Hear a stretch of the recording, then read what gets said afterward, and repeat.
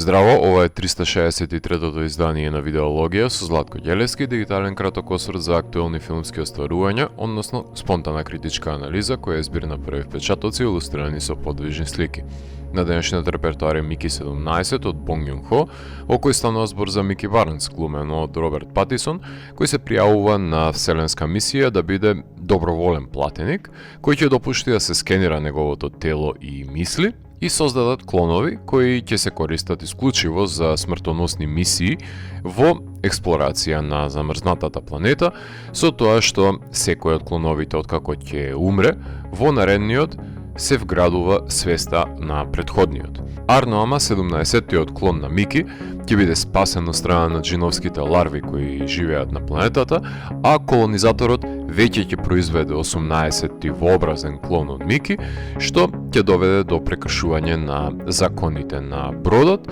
затоа што забрането е користење на двојници со оглед на тоа што во минатото имаат доведено до бројни злосторства. Ако Лантимос беше осуден од неговите љубители уште пред да сними сцена од наследникот на Poor Things, па дури и полоша судбина му следува на режисерот на Parasite, иако и самиот има заслуга за преодредената дисеминација што му одлучи да работи популистичка научно-фантастична фарса.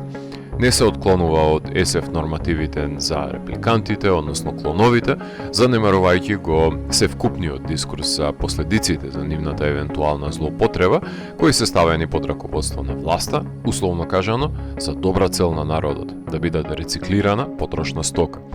Се разбира дека една од жанровските парадигми е пробудувањето на свеста кај обездушениот уред, кој трпи насилство за општо добро, меѓутоа мигот кога ќе прострои екзистенцијалното прашање кај Мики 17 за значењето на живеењето, кога смртта ќе загуби својата закана и потрагата по идентитетот кој е фрагментиран при секој клон, за мене представува сршта на делото, а остатокот е зашеќерена бланда, забавен рингишпил во спрега со дериватот на акциониот жанр.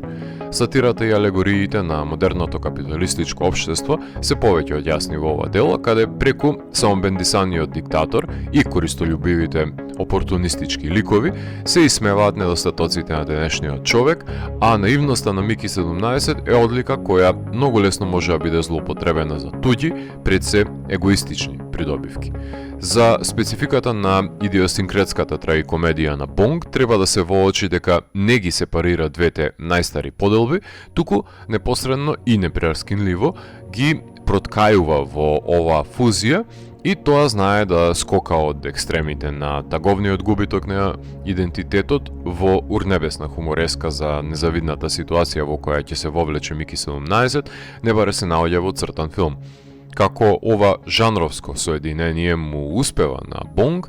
тој нема да каже, исто како што не сакаше на пресконференциите да признае што има во рецептот на сосот кој го приготвува ликот кој глуми Тони Колет.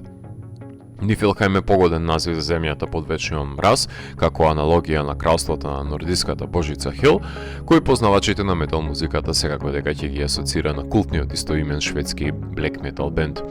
Филмот е адаптација, заснована на романот Мики 7 од Едвард Аштон, а за дело снимено за $118 милиони не му се потребни филмските фестивали за промовирање, штом ќе се појави на репертоарот на илјадници киносали ширум светот, па дури и кај нас. На прашањето зошто има 17 Микиевци наместо 7, како што е во книгата, Бонг во негов шеговит манир одговара на пресовите дека сакал Патисон да губи уште 10 пати повеќе, зашто воопшто не му замерувам, напротив. За Патисон е веќе излишно да се напоменува дека со виден интерес ги прифаќа овие актерски предизвици, да глуми различни итерации на еден лик и при тоа во секоја сцена да знаеме за кој Мики станува збор, а не дека Бонг немал добро профилирани актери за споредни улоги, од превртливиот лик кој глуми Стивен Јеун до партнерката глумена од Наоми Еки,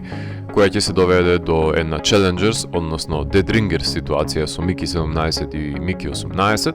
во која ќе се замеша и Ана Марија Вартоломеј, на која се сеќаваме од Happening, па се до манипулативната прва дама Тони Колет и своевидната трамповска карикатурална изведба на Марк Рафало го оплеменуваат делото со нивните шаренолики изведби.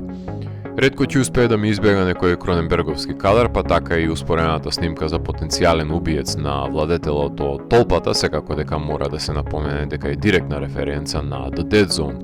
Пред Бонг со двојници си поигруваше и комичарот Ричард Ајоаде, поточно со дупликантот на Джеси Ајзенберг во The Double, меѓутоа во конотација на поигрување со двојниците во контекст на SF тропите, морам да го напоменам Данкан Джонс и неговиот модерен жанровски постамент Moon, каде се мултиплицираше Сем Роквел,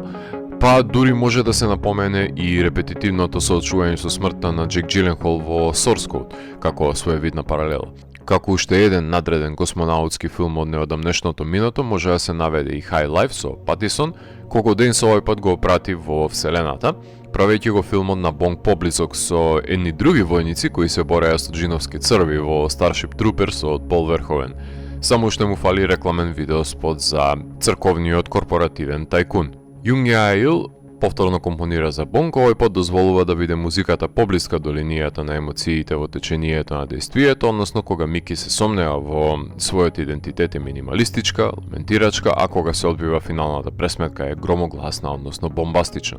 Кинематограферот кој нема собствен ракопис, Дариус Конџи, но затоа е еден од најбараните во светот, токму поради неговата способност да го емулира секој побаран визуелен стил, кој тука се доближува до некаква еднобојна, односно безволна дистопија во која овој десатуриран колор треба да го осликува безнадежниот губиток на индивидуализацијата. Врниот корејски монтажер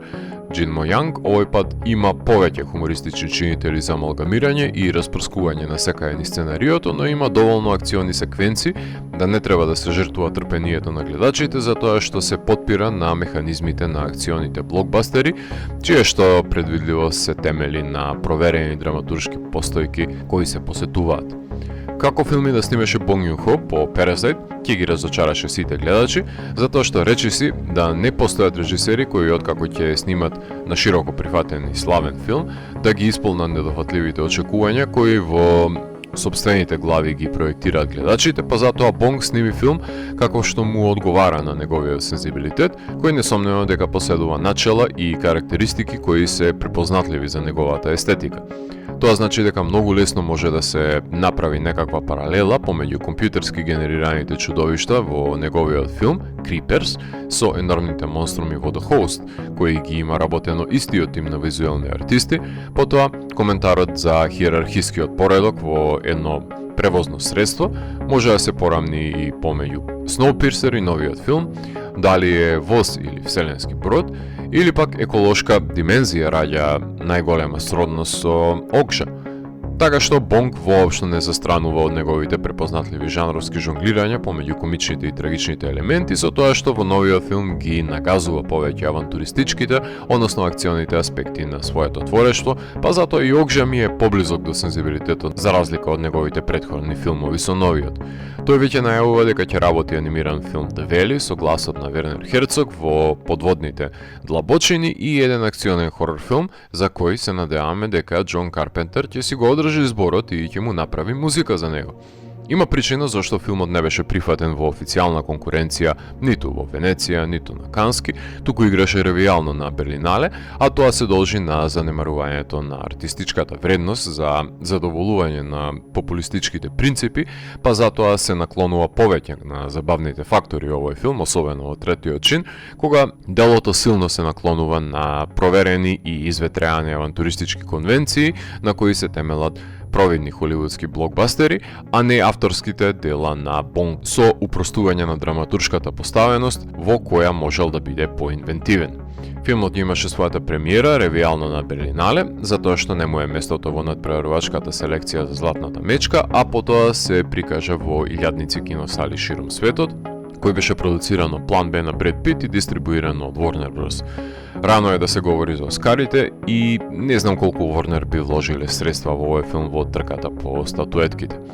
Научно-фантастична сатира за потребата за индивидуализам во овој свет на копии, кој може да биде спасен исклучиво со себежртвување. Доколку ја елиминираме смртта, дали сме всушност живи? Ако морам да го евалуирам, тогаш Мики 17 од мене има 4 од 5. Доколку ви се допадна 363-тото издание на дигиталната архива Видеологија, лајкувајте го видеото, споделете го и следете го каналот. Последните и познатите рецензии на виртуелната полица. И благодарам за вниманието. Поздрав!